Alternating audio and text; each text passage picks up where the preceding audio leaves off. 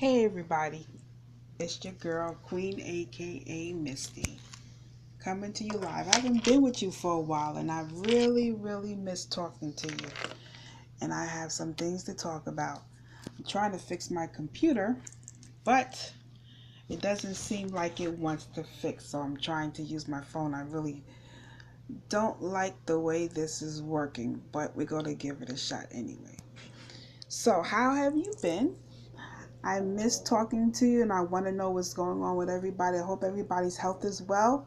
I hope everybody's doing well. As you can see, my little patch here, I am hooked up to a monitor, a heart monitor, that they are watching me at the hospital 24/7 because I'm having some problems with my heart.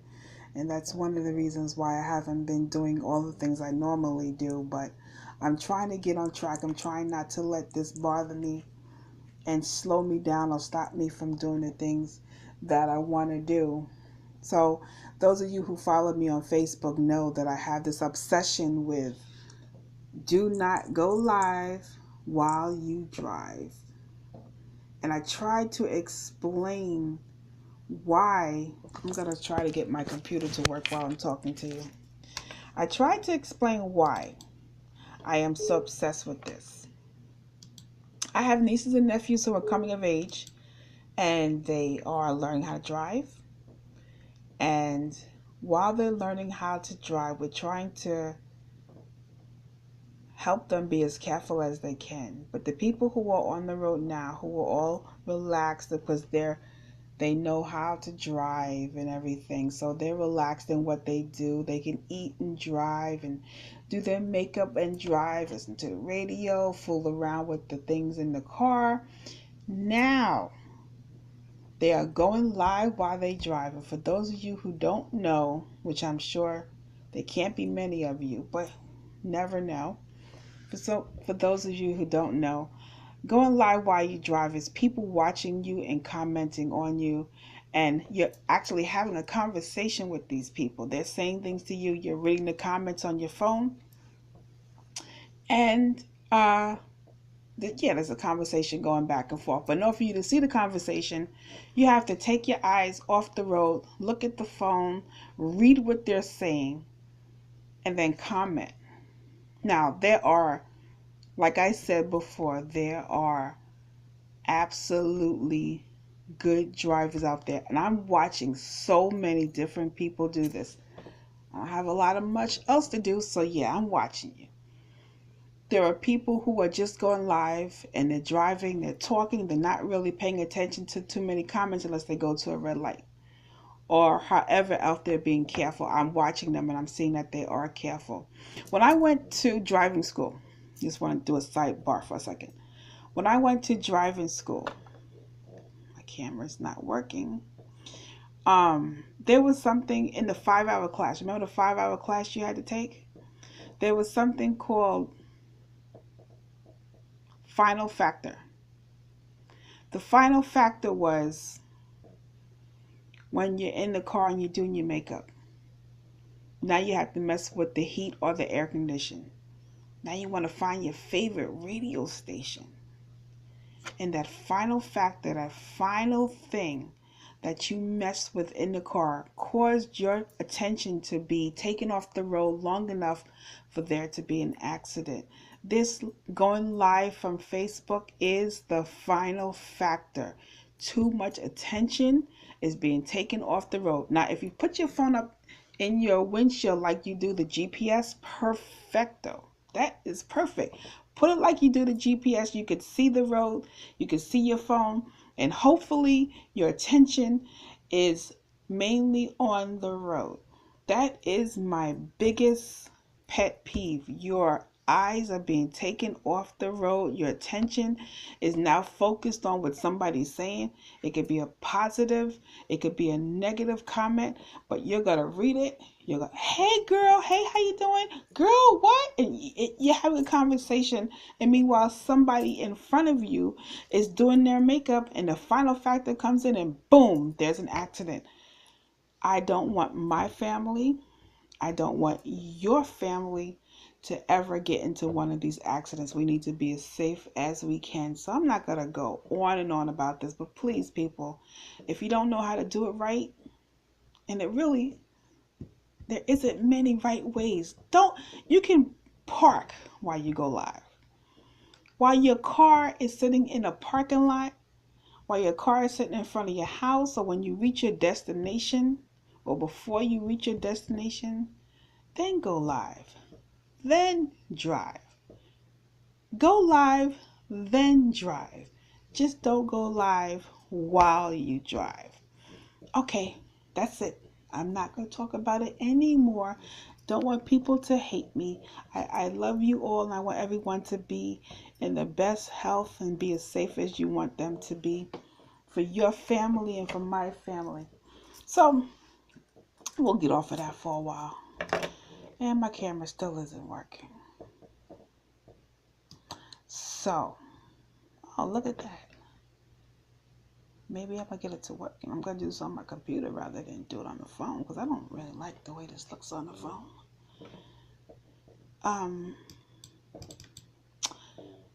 You know, I was watching Netflix, because I do that a lot, and I don't really have much else to do because I'm home on disability.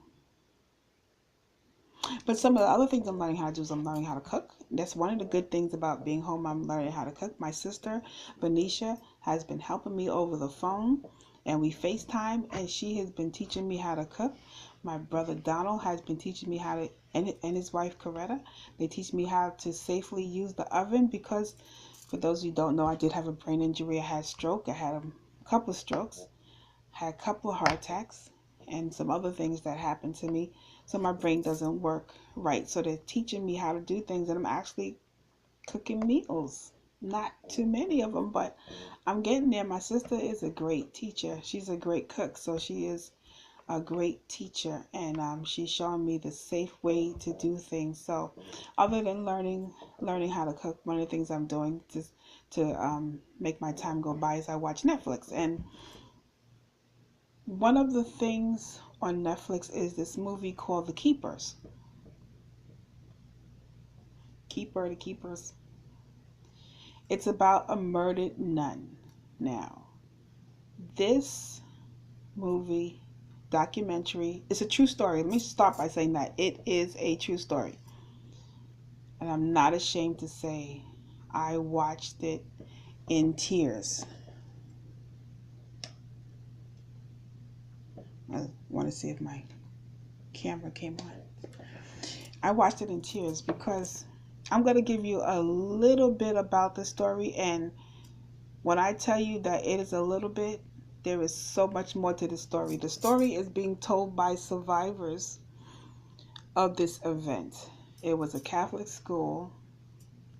I believe they were high school students. And anything I tell you may not be 100% right, because sometimes I don't remember things the right way. I encourage you to see this. It is incredible.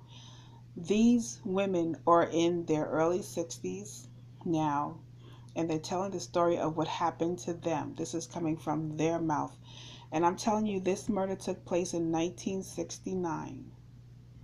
1969. It is now, I think, 2015 when they're telling the story, because their case went to court, And from 1969, 2015, there was still fear in their heart. Real fear. And if you see the movie, you'll know what I'm talking about. Excuse my room. You will know what I'm talking about. People did not want to come forward because they were fearful. Some of the people that they were trying to get in court was still alive at the time. They are not alive now. There was a priest who was I guess the principal of the school.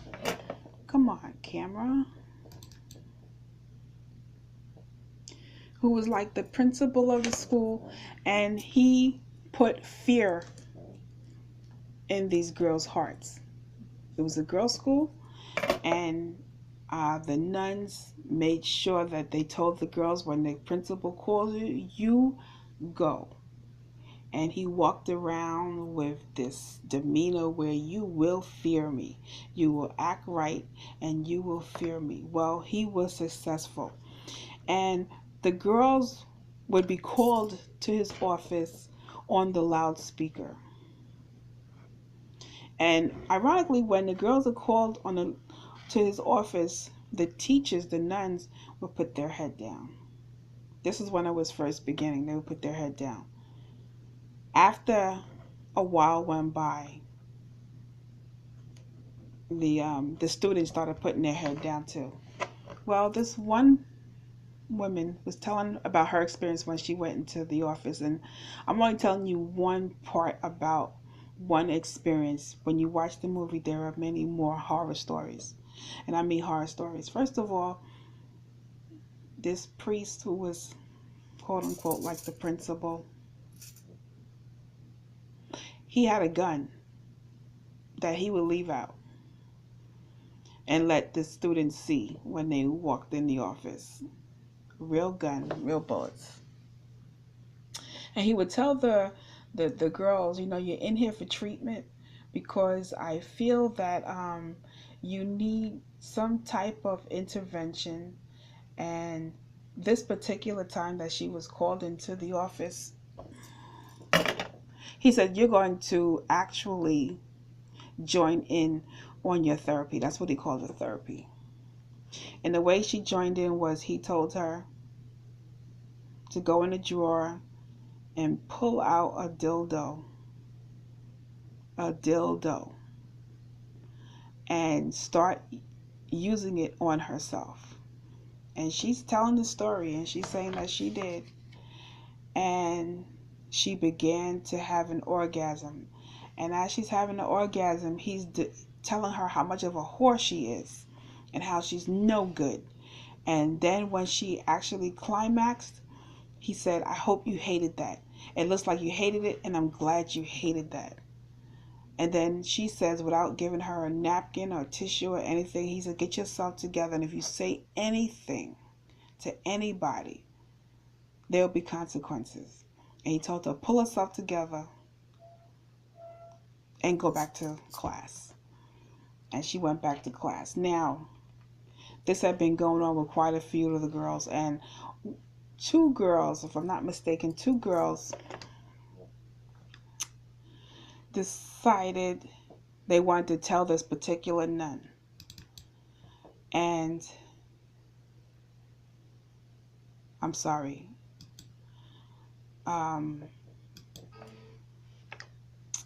They wanted to tell this particular nun. And she decided to investigate about this particular incident. And they said they were being sexually abused. And she wanted to find out what was going on. And when she got some authorities involved. Sorry, this is not going to be verbatim. I hope you watch this documentary. When the nun decided to get some authorities involved, the girl who I told you about before, who didn't complain to the nun, who had used a dildo on herself, happened to be in the vicinity of this room. And he saw her and automatically thought it was her that told. Well, a couple of days went by and some events took place, and all of a sudden the nun who was investigating these problems disappeared. And when this girl went into the priest's office, he goes, I know you've been looking for sister so and so. And she says, yeah, I'm really worried because I haven't seen her in a while. He said, oh, I know where she is. She goes, you do? Is she okay? Well, I could take you too if you want me to. And she says, yes, I'm dying to see her. He took her in the car and took her to some woods and took her to a dead body. It was the nun. And as she was in shock, kneeling down to this nun, they said that there were maggots on her face, and she's trying to brush off the maggots on her face. The priest kneeled down and said to her, this is what happens when you talk bad about people. Now, this is a child that this is happening to. And he says, if you